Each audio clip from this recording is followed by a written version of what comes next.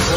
Tapi kalau protokol kesehatan ditaati, pelan-pelan akan melanda. Jumlah suspek dan probable dari 87 menjadi 48. Dengan teman-teman TNI Polri, baru cabang Kaptiman juga terus muter. Yang kemarin ini lebih fokus ke restoran, sekarang kita akan coba fokus ke Assalamualaikum warahmatullahi wabarakatuh.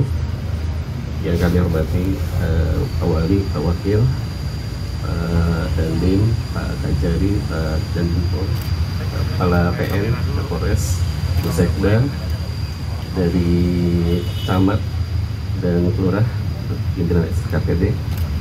Alhamdulillah siang ini kita bisa ketemu dan saya mewakili Ketua DPRD. Sebelum menyampaikan beberapa hal, evaluasi dari kami, kebetulan di DPRD juga ada pansus, dan kemudian kami menemukan ada beberapa laporan yang mudah-mudahan dalam evaluasi hari ini Pemkot bisa melakukan perbaikan-perbaikan, bahwa prinsip pembatasan sosial itu adalah sebuah rem, kemudian pemulihan ekonomi adalah sebuah gas untuk kita kembali stabil. Kami sangat mensupport, termasuk untuk kemudian bahwa PSBMK ini akan terus dilanjutkan. Tentu juga ini hal yang kita akan sama-sama lakukan dan kita bantu, kita support. Yang berikutnya, dalam beberapa kesempatan yang lalu ada beberapa laporan Bu Sekda, Bu Camat dan lain sebagainya terkait dengan kasus-kasus yang terjadi di wilayah, yaitu ketidaksiapan Satgas atau RW siaga di dalam menyampaikan komunikasi maupun tindakan-tindakan yang harus dilakukan. Barangkali juga SOP-nya, kemudian edukasi yang dilakukan oleh pihak-pihak terkait untuk bisa diperbaiki. Jadi ada kasus misalnya warga yang terpapar positif ini akhirnya nggak mau untuk diambil atau diisolasi. Nah, ini penting, mungkin ada pengamanan dari kepolisian dan lain sebagainya supaya tidak ada pilihan lain kecuali memang mereka untuk bisa dilakukan isolasi. Yang berikutnya juga keluhan dari RW siaga atau terkait dengan BOP, sebenarnya sudah April ya.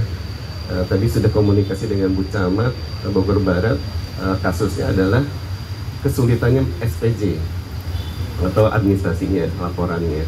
Nah, barangkali ini jangan sampai kita jolim, operasional mereka sudah bekerja, sudah capek, tapi sudah turun operasional meskipun cuma 500.000 atau berapa, tetapi ini tetap harus dibantu lah kepada Bapak atau Ibu Lurah, Camat, untuk mereka bisa aktif dan lebih semangat lagi untuk membantu warga yang terpapar.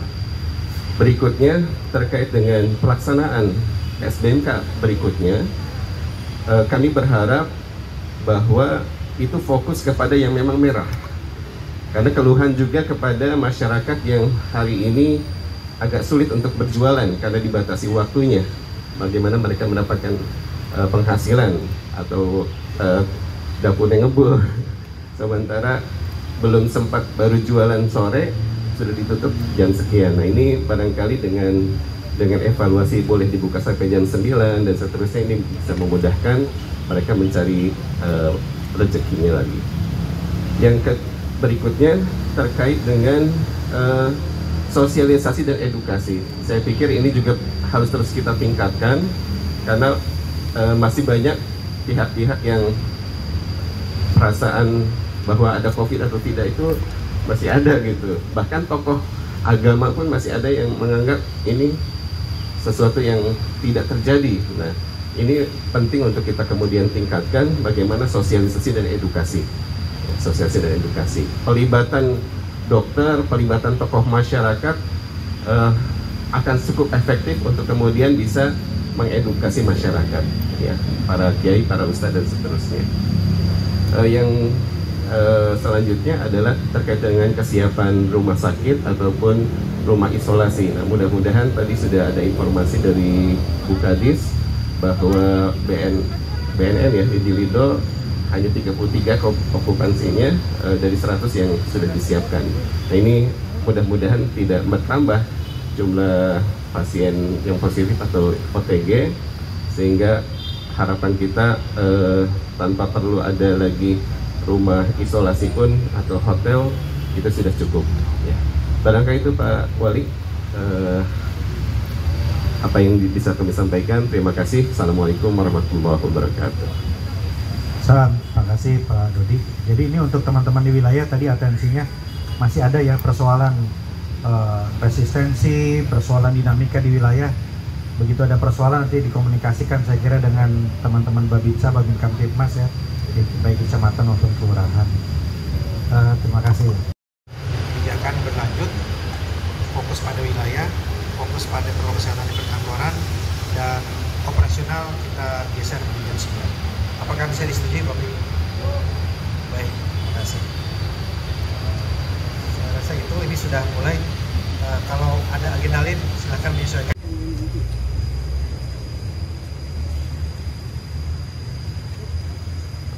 Assalamualaikum warahmatullahi wabarakatuh.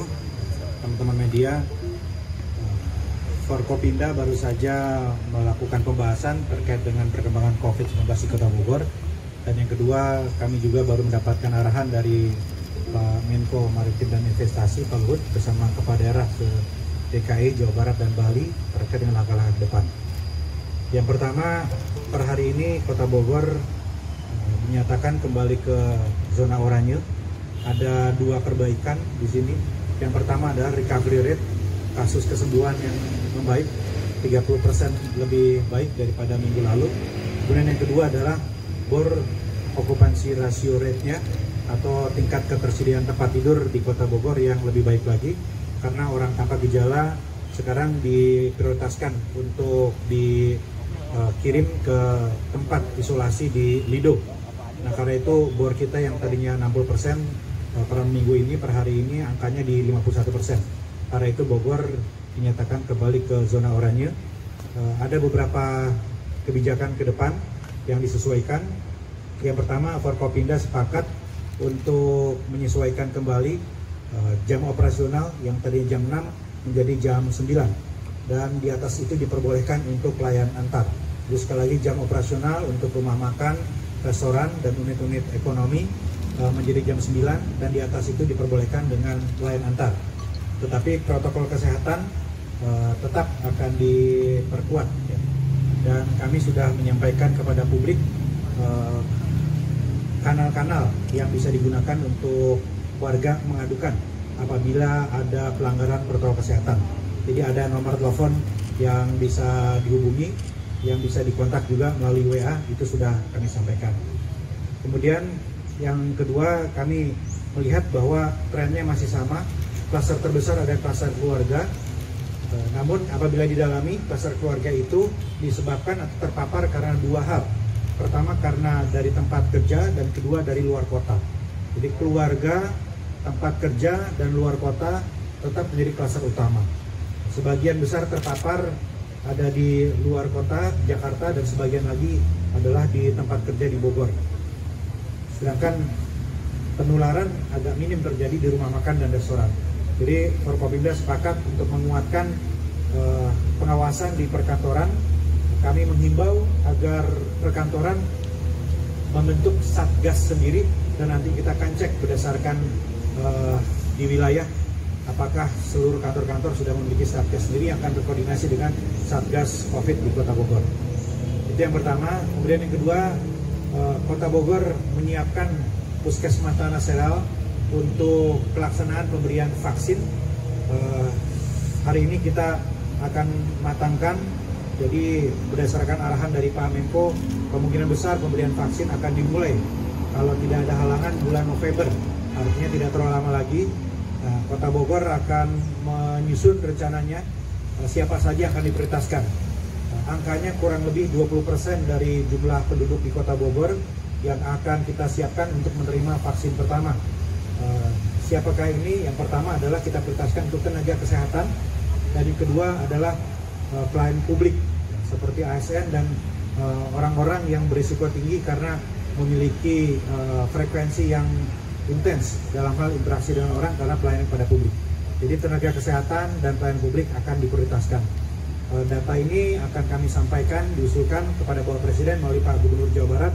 Untuk selanjutnya secara teknis akan dimatangkan bagaimana rundown ya, pemberian vaksin yang mungkin akan dimulai bulan November.